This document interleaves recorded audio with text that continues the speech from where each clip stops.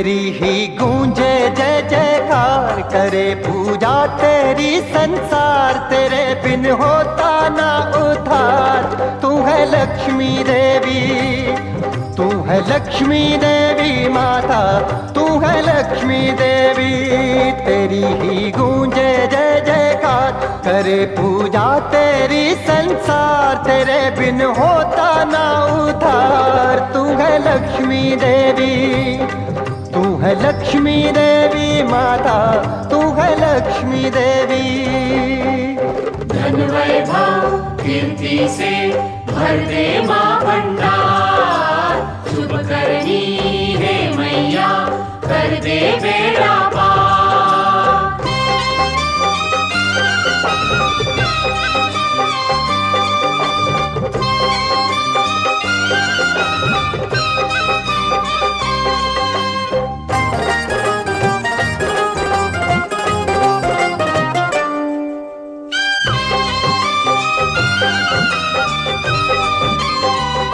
कदम रखती तू जिस घर में वहाँ खुशहाली आती है। कदम रखती तू जिस घर में वहाँ खुशहाली आती है। मिल गया जिनको तेरा साथ, उनकी किस्मत बन जाती है।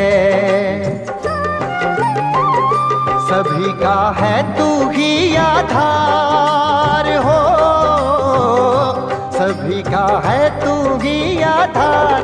तू है लक्ष्मी देवी, तू है लक्ष्मी देवी माता, तू है लक्ष्मी देवी।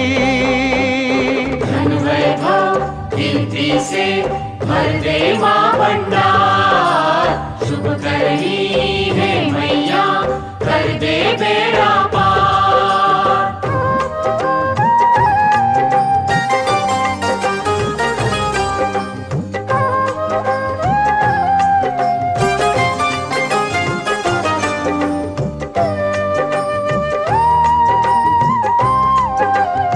हे मैया दे हमको वरदान, हो धन का ना हमको अभिमान। हे मैया दे हमको वरदान, हो धन का ना हमको अभिमान।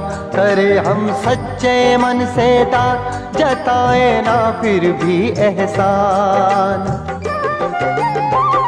सदा ही निर्मल रहे विचार हो, सदा ही निर्मल रहे विचार। तू है लक्ष्मी देवी, तू है लक्ष्मी देवी माता, तू है लक्ष्मी देवी।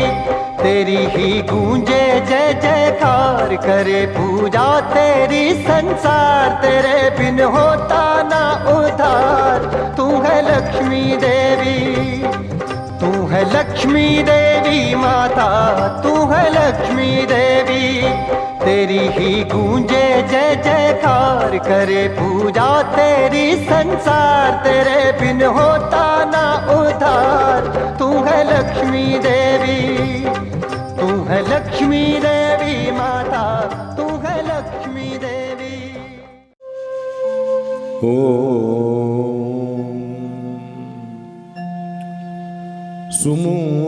सुमुखस्यैकदन्तस्य कपिलो गजकर्णक, लम्बोदरस्य विकटो विघ्ननाशो विनायक।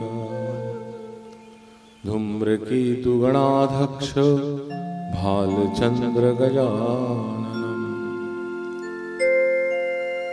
एकदन्ताय विद्महे वक्रतुण्डाय धीमहि, तन्नो दन्ती प्रचोदयात्। ॐ महालक्ष्मी च विद्महे विष्णुपत्नी च धीमहि, तन्नो देवी प्रचोदयात्। ॐ महालक्ष्मी च विद्महे सर्वशक्ते च धीमहि, तन्नो देवी प्रचोदयात्। नारायणं नमस्कृत्यं नरं चैव नरोत्तमं, देवी सरस्वती व्यासं यतो जय मुदीरयेत्। नमः कमलनाभा नमः कमलपादाय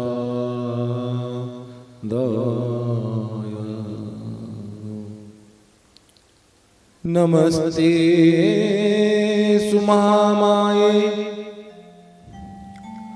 श्रीपीठे सुरपूजिते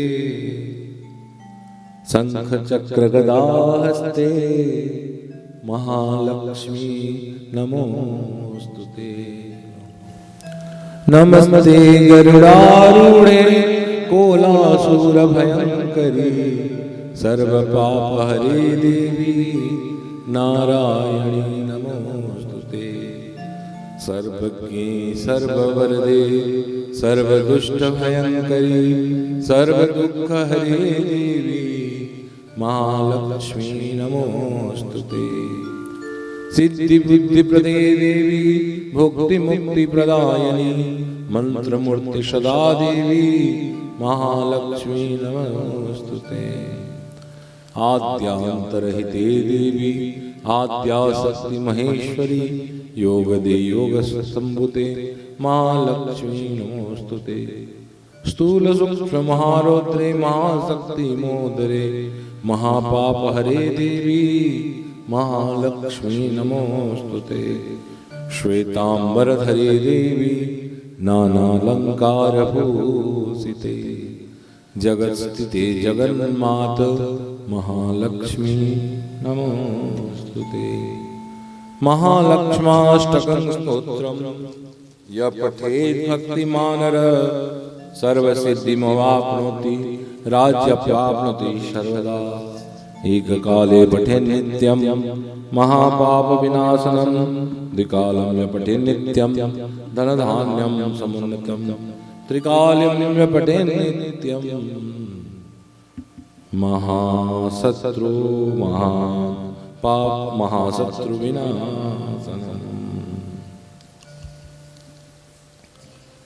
जय जय राधा जय जय राधा जय जय राधा जय श्री राधा जय जय राधा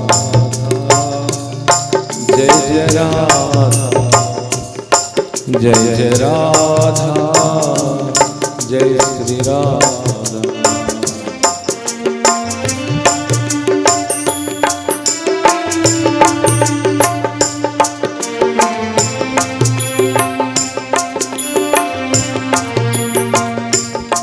जय जय राधा जय श्री राधा जय जय राधा जय श्री राधा।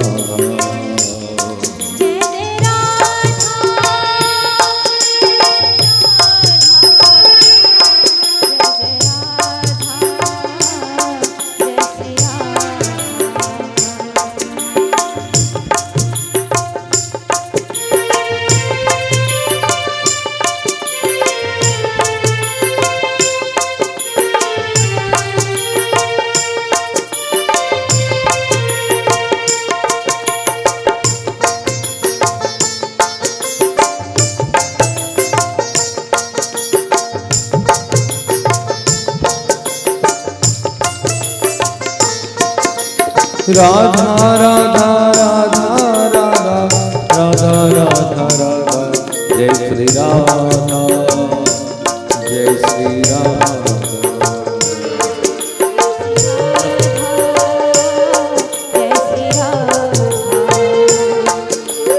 राधा राधा राधा राधा राधा राधा राधा जय श्री राधा जय श्री राधा।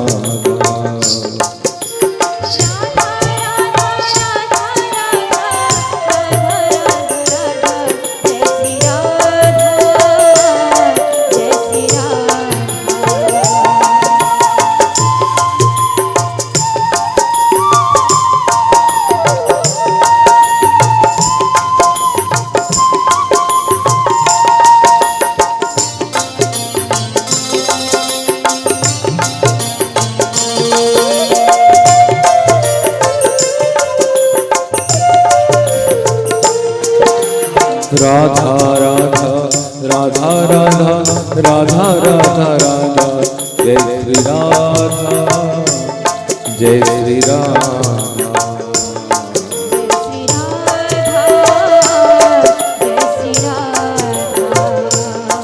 जय श्री राधा जय श्री राधा जय श्री राधा जय श्री राधा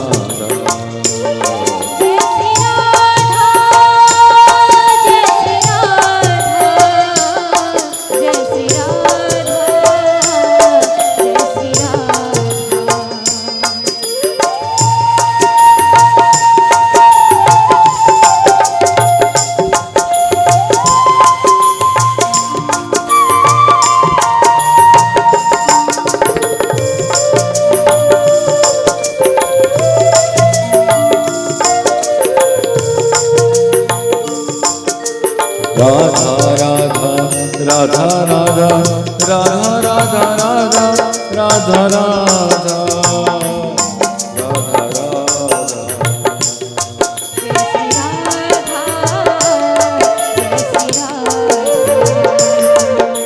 राधा राधा राधा राधा राधा राधा राधा जय श्री राधा जय श्री राधा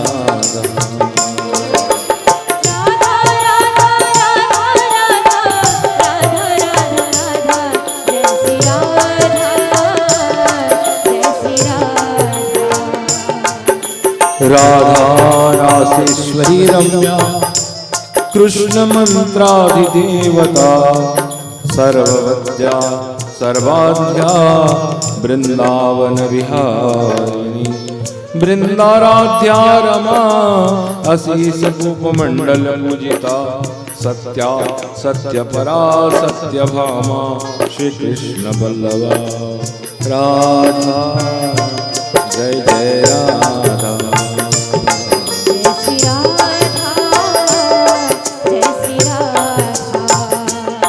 जय श्री राधा जय श्री राधा जय श्री राधा जय श्री राधा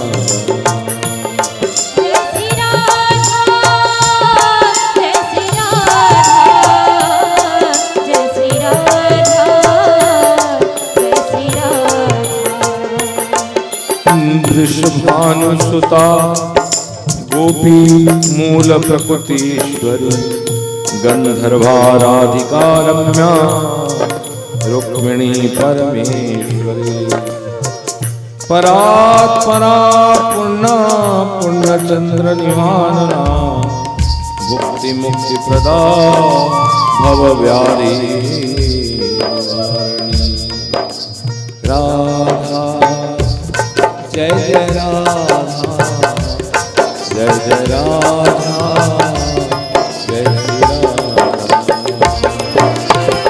राधा राधा जय श्री राधा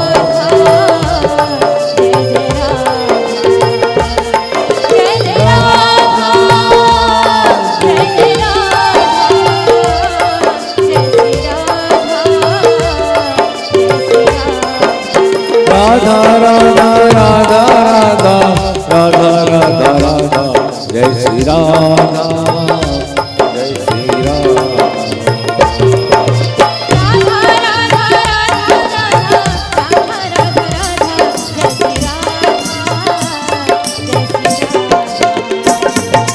राधा राधा राधा राधा राधा राधा राधा जय श्री राधा जय श्री राधा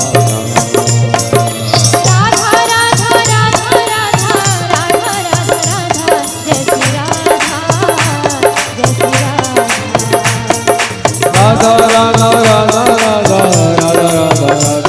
राधा राधा राधा जय श्री राधा जय श्री राधा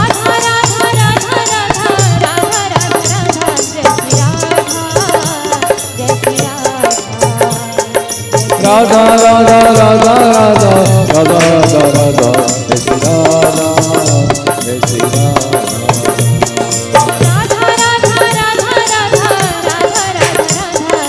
राधा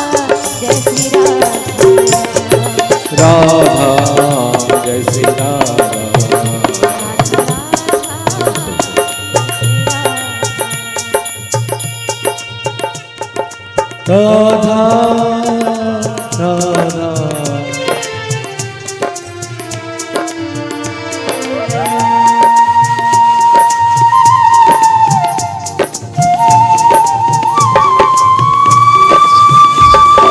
हरि ओम।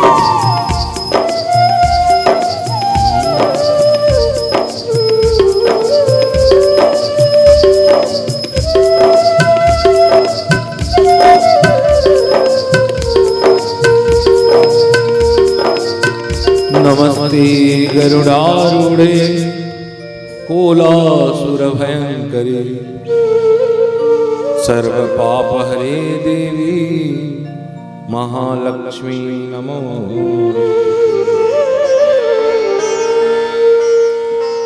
चिराचरित कथा के अनुसार एक राक्षस हुआ जिसका नाम था कोलासुर।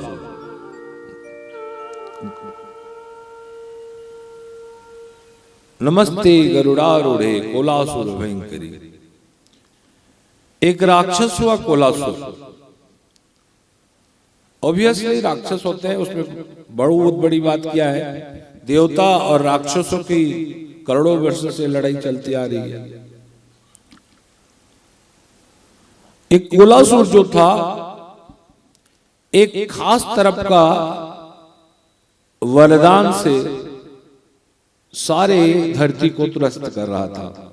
राक्षसों का गुरु शुक्राचार्य, शुक्राचार्य के पास कोलासुर जाकर अपना बड़प्पन दिखाते हुए कहा कि गुरुजी आप जो चाहते पूरा हुआ और मेरा प्रणाम स्वीकार करते करते आप ये सुन लीजिए कि मैंने धरती पर विजय प्राप्त कर लिया। कोलासुर कहता है शुक्राचार्य को कि मेरे डर से पृथ्वी थरहर कांप रहा है। शुक्राचार्य कहते हैं ना, इससे मैं खुश नहीं हूं कोलासुर। अगर तुम में सामर्थ्य है, शक्ति अगर 3 पाने का है तो तुम 1 में क्यों संतुष्ट हो? कोलासुर ने कहा गुरुजी मैंने समझा नहीं। तो शुक्राचार्य ने प्रेरणा दी कि तुम एक धरती को विजय कर लियो, तुम्हारे डर से धरती थरहर कांप रहा है, तुम त्रिभुवन विजय करो। लेकिन सावधान, कभी भी शिवलोक में विजय करने के चक्कर में मत रहना, शिवलोक को आक्रमण नहीं करना। तो उन्होंने कहा ऐसा क्यों महाराज?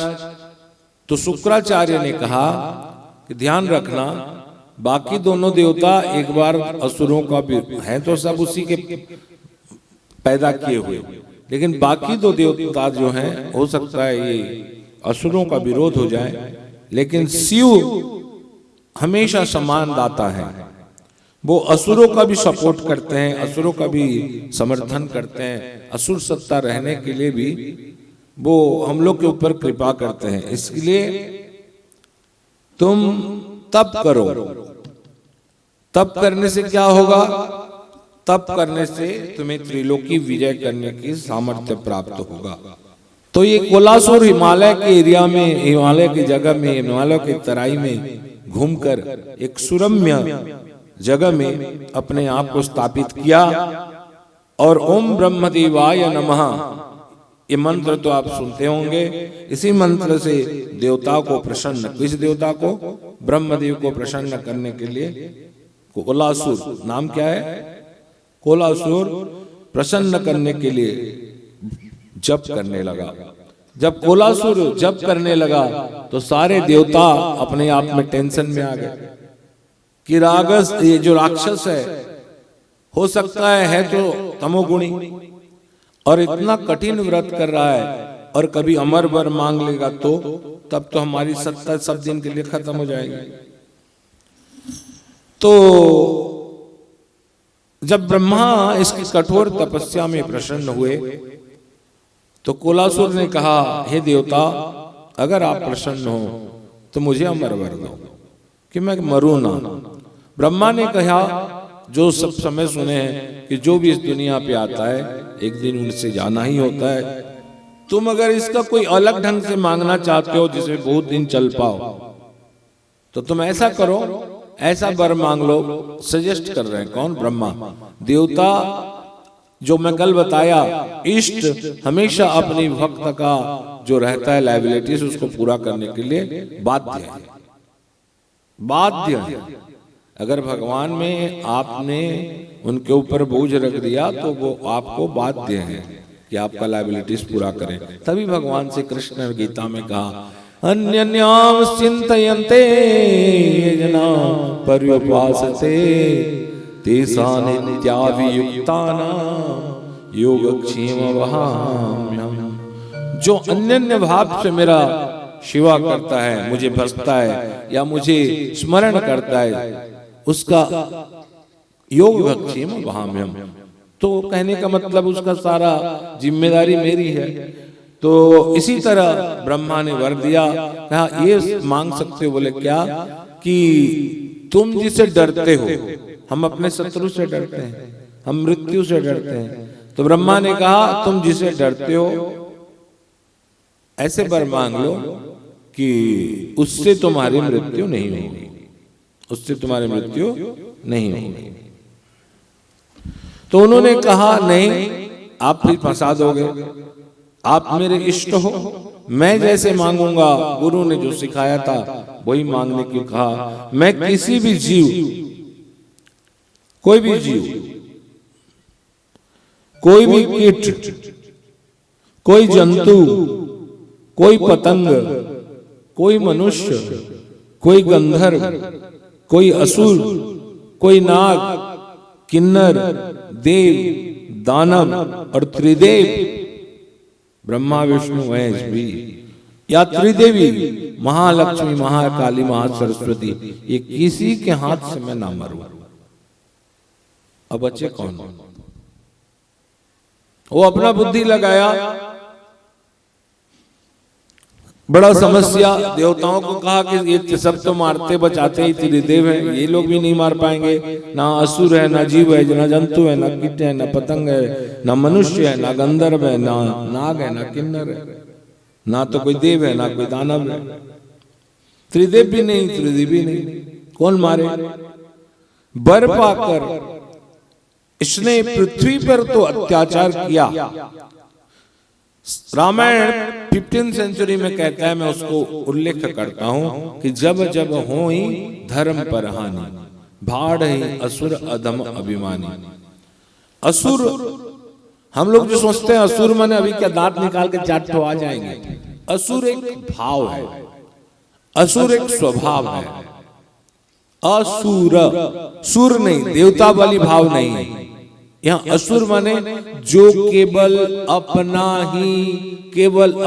ही सोचता है, अपना छोड़ और किसी को नहीं छोड़ता या ना सोचता। ये जो भाव है ना, केवल मैं अपने लिए सोचूं बस, तो ये भाव है असुर भाव। बाढ़ ही असुर, असुर माने असुर भाव कली में।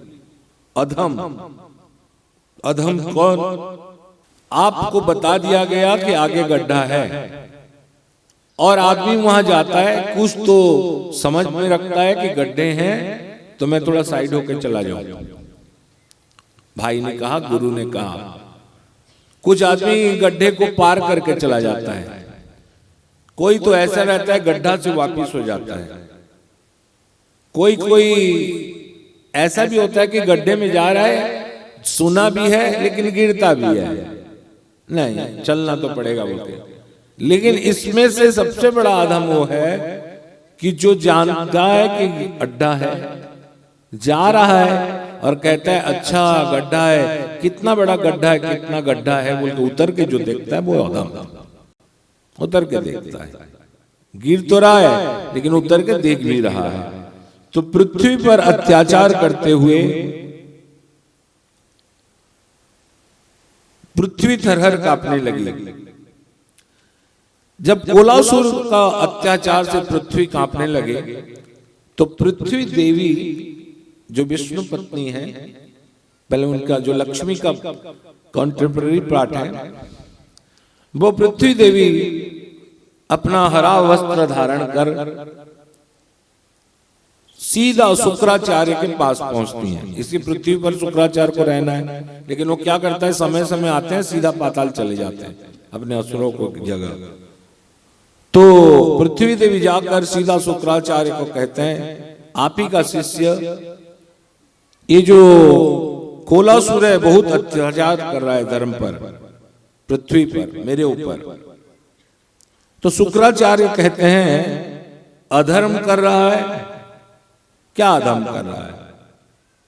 क्या कोई शक्ति को प्राप्त करके राज्य को जीतना या जीतने की ख्वाब रखना, शुक्राचार्य अपने तर्क दे रहे हैं, या ख्वाब रखना या उसको जीत में परिवर्तित करना लड़ाई कर कर, ये क्या अधर्म है? फिर तो दुनिया में सब अधर्म कर रहा है।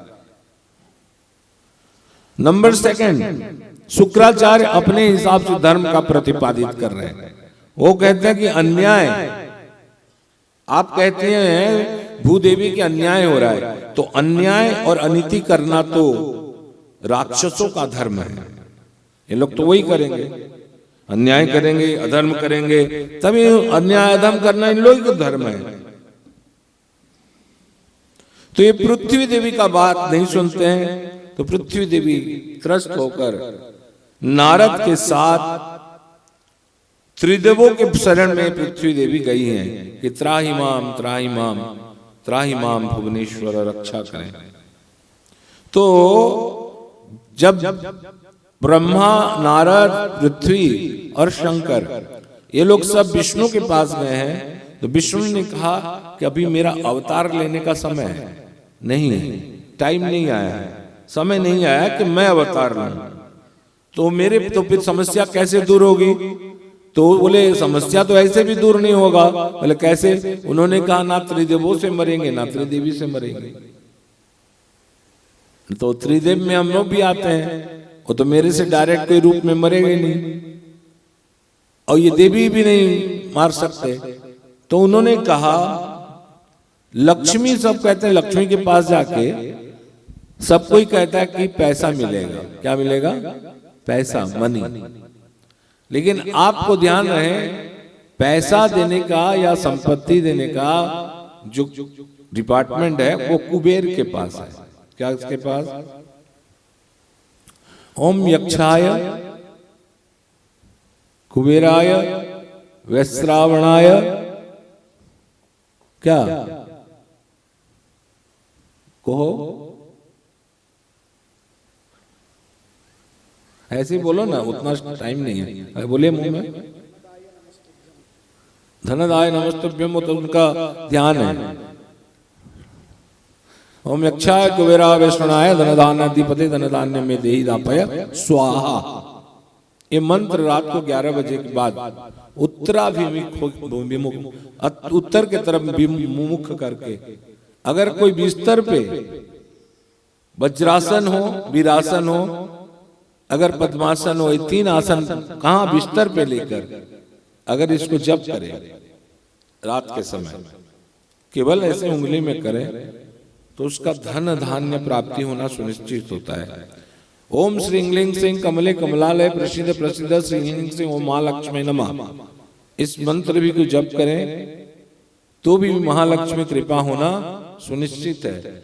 ओम दुर्गे स्मृता हरिष विधिमशेष जंतो स्मस्ते श्रुताम मतिमतिमम शुभाम ददसी दारिद्र्य दुख भयारणिम कातदन्याम सर्वोपकार करणाय श्रद्धाद चित्त। अगर हम लोग दुर्गा 100 नाम को मंगलवार के दिन दुर्गा सतनाम को पढ़ें और दुर्गे स्मृता हरिष विधिमशेष जंतो इस मंत्र में 108 बार दुर्गा जी के चरण में कमल फूल अर्पण करें, तब भी संपत्ति आने का आरंभ हो जाते हैं। और तिष्ठन्ति लक्ष्मी तिष्ठन्ति सर्वदा, हम लोग के पास लक्ष्मी जो आए चले जाने वाले लक्ष्मी होता है, भागते रहते हैं इधर उधर उधर। लेकिन ये सब करने के बावजूद जो हमें जो प्राप्त होता है और जो ऊर्जा मिलती है उसमें लक्ष्मी तिष्ठन्ति सर्वदा, हमेशा के लिए लक्ष्मी रहती है। एक चल लक्ष्मी रहती है, एक अचल लक्ष्मी रहती है। तो इस तरह शुक्राचार्य के विरोध करने के बाद श्रीदेवी ने भगवान लोक को लेकर जब विष्णु लोक पहुंचे तो भगवान विष्णु ने मना किया कि अभी मेरा समय नहीं है। तो उन्होंने कहा ये जो बैठी हैं लक्ष्मी मेरी धर्म पत्नी, इनको बोलते हैं वैभव की लक्ष्मी। किसके लक्ष्मी? मनी अलग है, पैसा ना, पैसे से वैभव बनता है। वैभव बहुत प्रकार के होते हैं भैया, कपड़े का वैभव, रुतबा, जात की वैभव, अपने कांति होना शरीर में, निरोगी काया, घर में जो नौकर है वो आदेश मानने वाला हो, नौकर दस्त हो, आपको कोई पूछने वाला ना हो, टेंशन रहे नौकर से, तो वैभव नहीं है आपकी। नौकर हमेशा आज्ञाकारी हो, ये वैभव है। कोई मांगने हार आए और जो दातार है वो छिपे नहीं, ये वैभव है। ऐसा नहीं कि 2 लाख ले लिया और पॉकेट में दिखाते घूम रहे हैं रबड़ बांध के, ये वैभव नहीं है।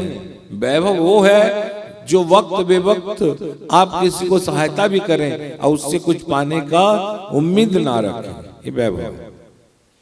आदमी का वैभव अलग होता है जिसमें लक्ष्मी प्रच्छन्न भाव से उसके पीछे घूमते रहते हैं, घूमते रहते, चलते ही जब चलेंगे तो उसके साथ लक्ष्मी चलते रहती है।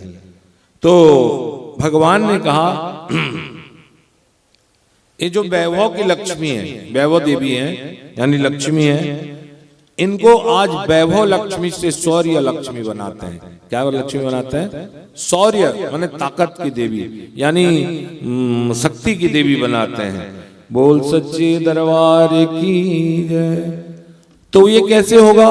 तो नारद ने कहा वो तो ये वरदान मांगा है कि त्रिदेवियों से भी नहीं मरेगा, देवी लोग से भी नहीं मरेगा। अगर ये शौर्य के देवी बन भी जाएंगे तो भी तो वो नहीं मरेगा। तब नारायण ने कहा ये लक्ष्मी बन के नहीं मारेंगे, और क्या बन के? नारायण, मैं नारायण बन के नहीं मारूंगा। ये जो अवतार होगा, ये जो अवतार होगा ये नारायण और लक्ष्मी का संयुक्त अवतार होगा। बोल सच्चे दरबार की। जैसे आप भगवान शिव और पार्वती का संयुक्त रूप देखें, ज्वाइंट, मंदार माला कुलताल काई वाला देखा ना, किस क्या रूप बोलते हैं उसको? अर्धनारीश्वर रूप। आज ये जो रूप बन रहा है ये उसमें महालक्ष्मी, महालक्ष्मी है और साथ में नारायण का वो है। तो इसने भगवान ने कहा कि मैं और मेरी धर्म पत्नी शौर्य लक्ष्मी जो बनने वाली है वैभव लक्ष्मी, दोनों का मिलित अवतार है। इसलिए जहां 2 शक्ति मिलते हैं, शक्ति और शक्तिमान मिल जाते हैं, उनको बोलते हैं नारायणी। क्या बोलते हैं? नारायण। जहां नारायण और लक्ष्मी मिल जाते हैं, एक तत्व हो जाते हैं, वो शक्ति को बोलते हैं नारायणी शक्ति।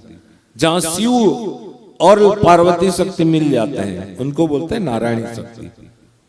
समझे ना? उसमें दोनों रहता है। शरणागत दीनार्थ परित्राण परायणे सर्वस्यार्थ हरे देवी नारायणी नमस्तुति। यहाँ दोनों है, शिव भी है और शक्ति भी है, ऊपर नीचे, इसलिए वो नारायणी शक्ति है। तो आज संयुक्त शक्ति महालक्ष्मी और महाकाली का, महा विष्णु का आज भगवान ने कहा इसी रूप में हम इनको मारेंगे। क्षेत्रम वै करि विराख्यातम क्षेत्रम लक्ष्मी विनिर्मितम तत्क्षेत्रम ही महत् पुण्यम दर्शनात् पापनाशनम। स्थान में एक ऐसा स्थान है जिसको बोलते हैं करवीर। क्या बोलते हैं? करवीर। ये करवीर क्षेत्र जो है, ये करवीर क्षेत्र को साक्षात लक्ष्मी अपने लिए बनाए हैं। और ये करवीर क्षेत्र में भी एक देवी का पिंड, शक्ति पिंड गिरा हुआ है। और ये करवीर क्षेत्र, करवीर एक फूल का नाम है जो बहुत पसंद है भगवान विष्णु को। तो उसी फूल के अनुसार लक्ष्मी ने अपना एक धाम बनाया जहां शक्ति पिंड विनिर्मित, शक्ति पिंड खंड होकर गिरी हुई थी, स्थापना हुई थी। उसी क्षेत्र को करवीर क्षेत्र लक्ष्मी द्वारा विनिर्मित हुआ, लक्ष्मी ने बनाया।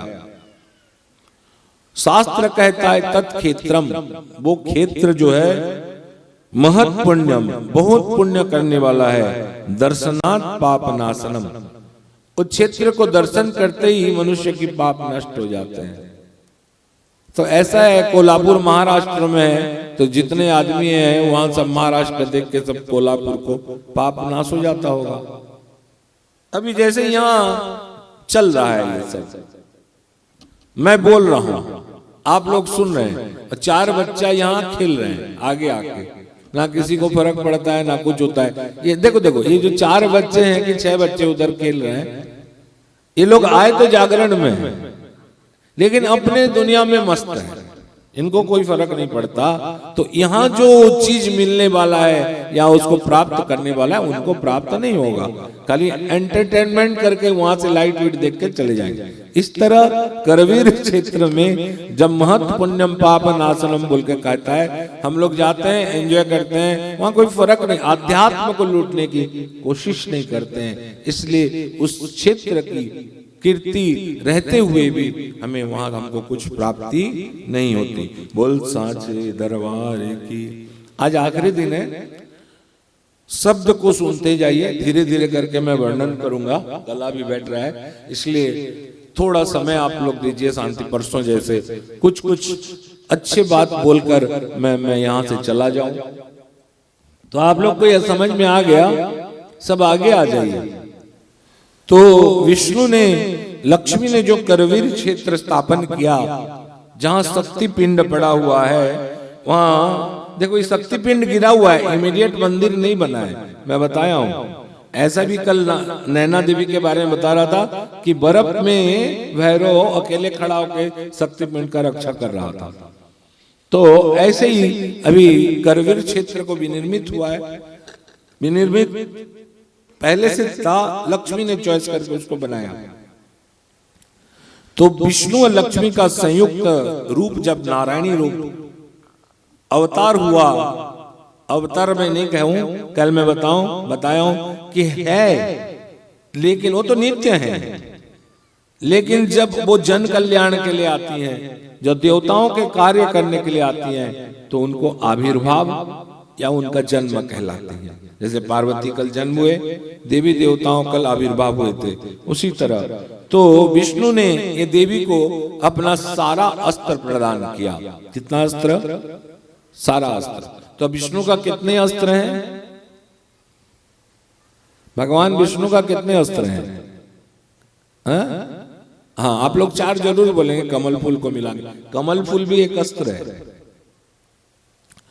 तो भगवान विष्णु ने क्या क्या दिया? भगवान विष्णु का 8 हाथ है। क्या कितने हाथ हैं?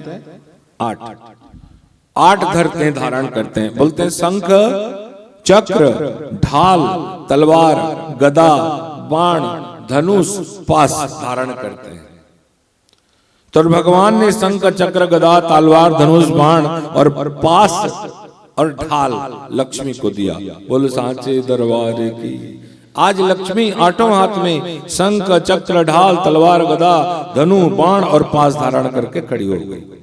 अब क्या है वो महालक्ष्मी है, लेकिन उसमें नारायण की शक्ति आ गया। सारा अस्त्र नारायण की शक्ति आ गया उसमें। लक्ष्मी अब ये जो रूप लेके सीधा सूर्य की देवी बन गई, लड़ने वाली। कल तो वैभव थी, आज सूर्य लक्ष्मी, और दहाड़ मारने लगी। विष्णु से आज्ञा लिया और कोल्हासुर के पास पहुंचकर दहाड़ मार। तो इसने कहा कि आखिर ऐसा चित्कार करने वाला कौन है मेरे सामने? सब जानते हैं कि मैं वरदान प्राप्त किया हूं, लेकिन कौन आके यहां? तो लक्ष्मी कोल्हासुर के साथ भीषण युद्ध हुआ और कहा जाता है 60,000 वर्ष तक ये युद्ध चला। कितना? इन दोनों का। और ब्रह्मा के कान से जो महिला पैदा हुए थे, मधु और कैटव, इनके साथ विष्णु का भी 60,000 वर्ष तक लड़ाई चला। तो लक्ष्मी जो कोल्हासुर के साथ 60,000 वर्ष तक युद्ध किए, आखिरी में इन्होंने चक्र के साथ उसका वध किया। समय आया, उसका वध हुआ।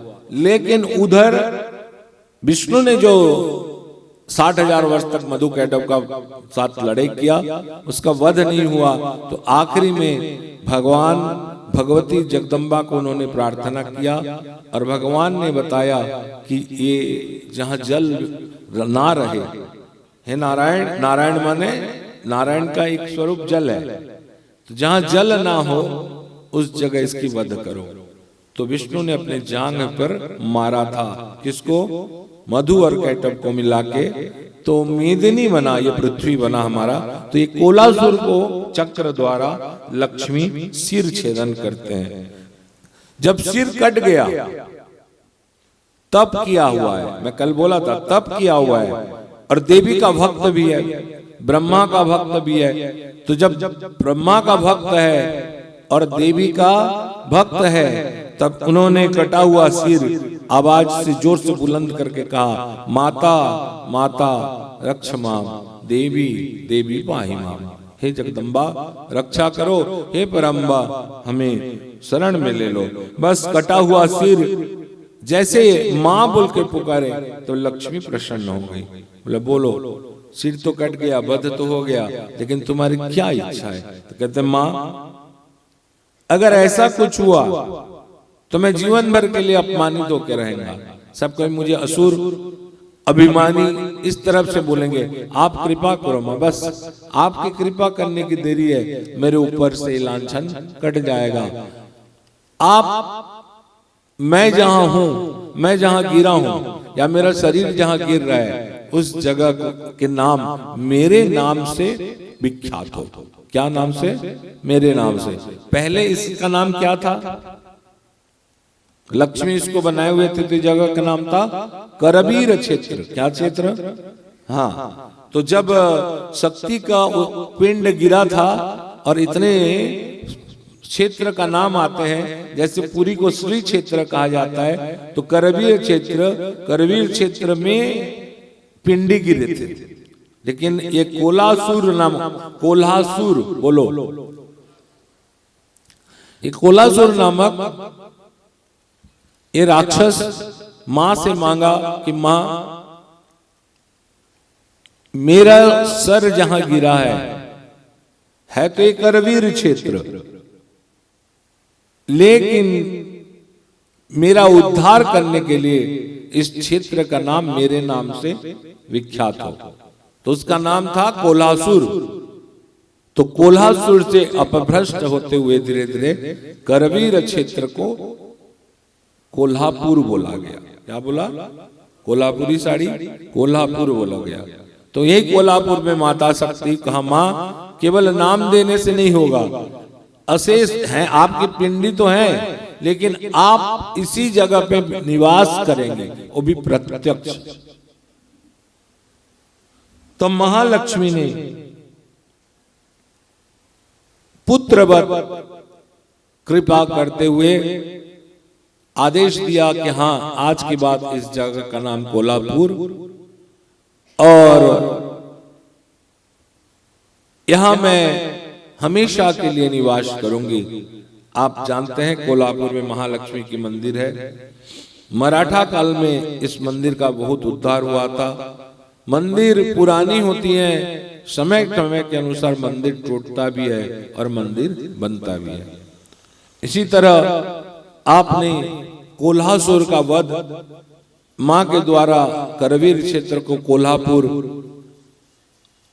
कोल्हापुर है ना राम स्वरूप, कोल्हापुर हुआ, और इसी को महालक्ष्मी अष्टकम में द्वितीय लाइन में कहा जाता है, नमस्ते गरुड़ारूढ़े कोलासुर भयंकरी सर्व पाप हरे देवी महालक्ष्मी नमस्तुते। महालक्ष्मी नमस्तुते। जिस व्यक्ति का सिंह राशि हो, वो व्यक्ति अगर इन महालक्ष्मी अष्टकम पढ़े तो उसे विशेष रूप से फायदा होता है, बहुत ज्यादा। जिसकी मृत्यु पास में हो वो भी महालक्ष्मी अष्टकम को पढ़े तो बहुत फायदा। कोई बोला मृत्यु कैसे? तो मृत्यु भी इसमें कटता है महालक्ष्मी की कृपा से। और ऐसे तो ये अष्टकम सबको पढ़ लेना चाहिए, कोई फर्क नहीं पड़ता, पढ़ लेना चाहिए। नमस्ते सुमा माइस रिपीटे पुलिस। तो इस तरह कोल्हासुर का आपने वध देखा और कोल्हापुर के बारे में आपने थोड़ा बहुत जानकारी की। इसके बाद जो ज्योग्राफिकल कंडीशन है कोल्हापुर का बताने की जरूरत नहीं है, जो प्रैक्टिकली वहां जाता है सब समझ जाता है, और जो प्रैक्टिकली वहां नहीं पहुंच पाएगा वो गूगल में सर्च कर दे तो भी उसका डिटेल्स वहां से निकल सकते हैं कि कितनी बड़ी मंदिर है, कौन है। इनको अम्बा बाई भी कहते हैं, महालक्ष्मी को महालक्ष्मी ताई भी कहा जाता है, बड़ी माँ। तो इस तरह माँ वहां विराजमान है। भगवती जगदम्बा एक शक्तिपीठ जिसको कोल्हापुर करवीर क्षेत्र कहा गया। छोटा सा तरीका से मैंने आप लोग को माँ के महालक्ष्मी स्वरूप है इसलिए वर्णन किया। फिर मैं अपने पुराने ढसंग में आ जाऊं। माता लक्ष्मी वैभव की लक्ष्मी है। देखो कली में सबकी वैभव लस हो रहा है। मैं देखता हूं कहां गया वो थाट, कहां गए वो पाठ, कहां गए वो सुंदरता। कौन कहता है कि शरीर के प्रदर्शन करने में सुंदरता है? शरीर को ढक के रखने में सुंदरता दोगुना चमकती है। लाश तो देखने वाले की आंख में है। कहां गए वो भारतीय सुंदरता? कली में सबसे बड़ा अगर कोई चीज है, देखो आप कि हमारे दादाजी की उम्र आदमी लोग कितने बड़े बड़े थे, एक बार अनुभव करिए। देखिए आज जो फटा हुआ रोड देख रहा है, अव्यवस्था देख रहा है, एक मंत्री आएगा 20 साल में उसको बनाएगा, 20 साल के बाद जो पैदा होगा उसको क्या पता कि कौन क्या बनाया है, वो तो वही चिल्लाएगा कि कुछ नहीं बनाया। जो देखा हुआ है कितनी तकलीफ था और आज सुधरा हुआ है, उसको समझ में आता है कि कितना सुधर रहा है। एक बात याद करें, कितनी हाइट रहती थी महिलाओं की, आज वो हाइट खत्म। महिलाओं में शौर्य था, आज वो शौर्य खत्म। मनुष्य हमेशा वीर्यवान सवीर्यवान कह के मंत्र पढ़ा जाता है। एक साथ रहें, है ना? बताओ क्या बोलता है शास्त्र? जोर से बोले, उसमें बोलो। सहना भवतु सहनौ भुनक्तु सह वीर्यं करवावहै तेजस्विनावधीतमस्तु मां विद्विषावहै। क्या मतलब है इसका? सहना भवतु यानी सब मिलकर रहें। राइट। सहनौ भुनक्तु, आराम से बोले, सब मिलकर रहें। सहनावतु, उसके बाद सहनौ भुनक्तु, भुनन्तु माने यानी सब मिलकर खाएं। सब मिलकर खाएं। ये हमारे शास्त्र का आशीर्वाद है कि सब मिलकर रहें, सब मिलकर खाएं। सह वीर्यं करवावहै, इसका मतलब यानी शौर्य और वीर्य को सब मिलकर धारण करें। बस ऐसा नहीं कि हमारे में ऑब्वियसली शौर्य नहीं है ना वीर्य है किसी के पास। सब हम लोग अपने आप को सरेंडर कर चुके हैं काल के मुख में। जिसको देखो रोगी, बीमार, चिंतित, और उसका कारण कोई और नहीं, खुद है आदमी। सब चिंतित है। और शास्त्र, ये जो पंडित लोग हैं ये केवल मंत्र में बोलते हैं। बोलिए आराम से, उसको लहरा के बोलिए। ओम सहना भवतु सहनौ भुनक्तु सह वीर्यं करवावहै तेजस्विनावधीतमस्तु। उसको लहरा के बोलिए, जैसे शास्त्र में उसको गाया जाता है उसे बोलिए। ओम सहना भवतु सहनौ भुनक्तु सह वीर्यं करवावहै तेजस्विनावधीतमस्तु मां विद्विषावहै। देखिए सब एक साथ रहें। आज अगर कहीं यात्रा करना हो तो 4 आदमी को लेके चलो बोलने से सबको टेंशन हो जाता है। हम ना लेने भैया किसी का रिस्क। बताइए, ये वेद का अपमान कर रहे हैं। भले जानकारी नहीं है, वेद की आज्ञा को अपमान कर रहे हैं, हम लोग अपमानित कर रहे हैं। सब एक साथ रहें, सब एक साथ खाएं, सब एक साथ शौर्य और वीर्य को धारण करें। महिलाएं शौर्य का धारण करें, पुरुष वीर्य को धारण करें। और उसके बाद आखिरी तेजस्विनावधीतमस्तु। सब तेज। कहाँ है तेज? मनुष्य की तेज छीन रही हैं, क्योंकि हम लोग धर्म को छोड़ के अधर्म के रास्ता, शास्त्र कहता है शिष्णोदर परायण कलियुगे, कलियुग में केवल मुंह में खाने के लिए और पेट का लिए माने उदर का नीचे के भाग को भोगने के लिए हमारा समय चला जाएगा। केवल कामना, शिष्णोदर, शिष्णु माने कामना और उदर माने पेट, इसको भरने के लिए शिष्णोदर परायण कलियुगे मानवा, मनुष्य कलियुग में केवल ये दोनों चीज का सेटिस्फेक्शन के लिए अपना जीवन को खत्म कर लेगा।